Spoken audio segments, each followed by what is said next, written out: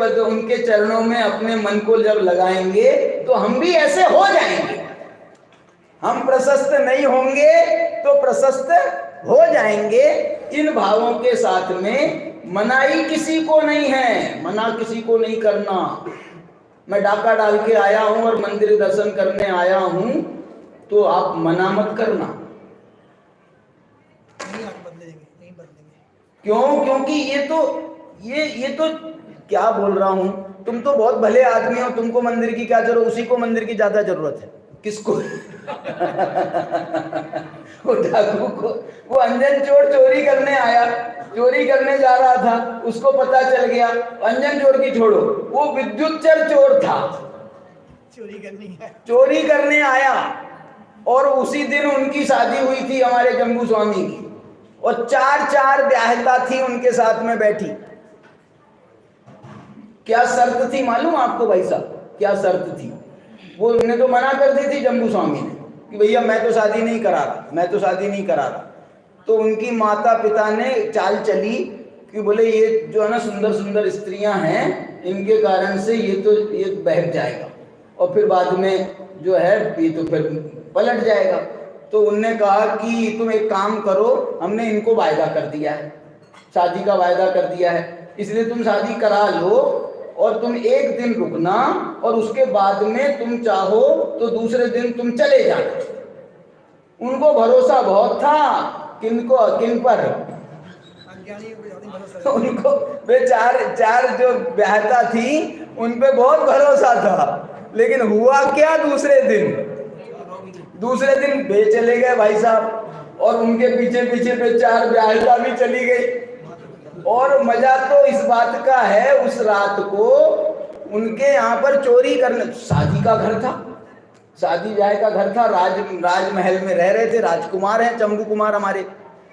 तो उनने कहा कि आज तो खूब माल मिलेगा इस घर में यदि हम डाका डालेंगे तो वो विद्युतचर चोर चोरी करने आया अपने 500 साथियों के साथ, बताओ। और वो जब चोरी करने आया तो उसने यहाँ पर घर में ताक झाँक करी ना खिड़कियों से कि भैया कोई जग तो नहीं रहा।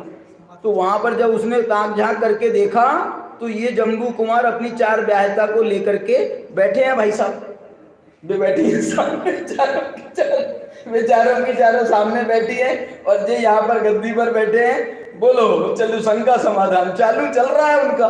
जिनवाणी की तत्व चर्चा चल रही है। आज शादी हुई है और अभी आज जो है उनकी तत्व चर्चा चल रही है। जब तत्व चर्चा सुनी तो वो विद्युतचर चोर का सर चकरा गया। उसने बोला यार क्या चक्कर है, समझ में नहीं आ रहा है। वो देखता रहा, बोले ये सो जाए तो मैं अपना काम शुरू करूं। इसमें भी आया था एक छंद आया था ऐसा कि तुम सो जाओ तो मैं जागूं, मैं अपना काम शुरू करूं। तो उसने जो है रात भर उनकी चर्चा चलती रही और वो सुन सुन करके उसके परिणामों में जो परिवर्तन आया है 4 घंटे में, जो उसके परिणामों में परिवर्तन आ गया, उसने छोड़ा नहीं सुनना। और वो परिवर्तन ने ये काम किया कि सुबह उसने वो उनके चरणों में समर्पित हो गया जम्बू स्वामी के और बोले प्रभु तुमने तो हमारा जीवन बदल दिया, अब तुम दीक्षा लोगे तो हम भी आपके साथ में दीक्षा लेंगे। बताओ जम्बू स्वामी का क्या चरित्र है कि उनके साथ में 500 आदमियों ने दीक्षा ली। तो पूछना मत वो कौन थे।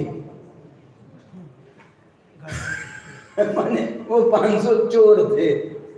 वो 500 चोरों ने वो जम्बू स्वामी के साथ में दीक्षा ली। अब तुमको चोरों के नाम से तो तुम बिचक जाओगे, लेकिन वो चोर थे। अरे जो परिवर्तन आया है उस परिवर्तन ने उनको अपने सम्यक मार्ग पर लगा दिया। ऐसे हमारी यजमान का स्वरूप है। अब मैं कल थोड़ी सी याजक की चर्चा कर लूंगा कल। लेकिन ये यजमान की जो है बड़ी सुंदर उन्होंने भाव इसमें डाले हैं और वो सो प्रशस्त यजमान, ऐसा तो प्रशस्त यजमान है। और हम सब उस दशा को नहीं पा रहे हों तो हम उसका पाने का इसके माध्यम से प्रयास करेंगे। ऐसे यजमान का सुंदर स्वरूप इसमें बताया है। याजक का और गुरु का स्वरूप भी एक एक दोहे में इसमें बताया है। उसकी चर्चा अपन कल करेंगे। अभी की चर्चा विराम।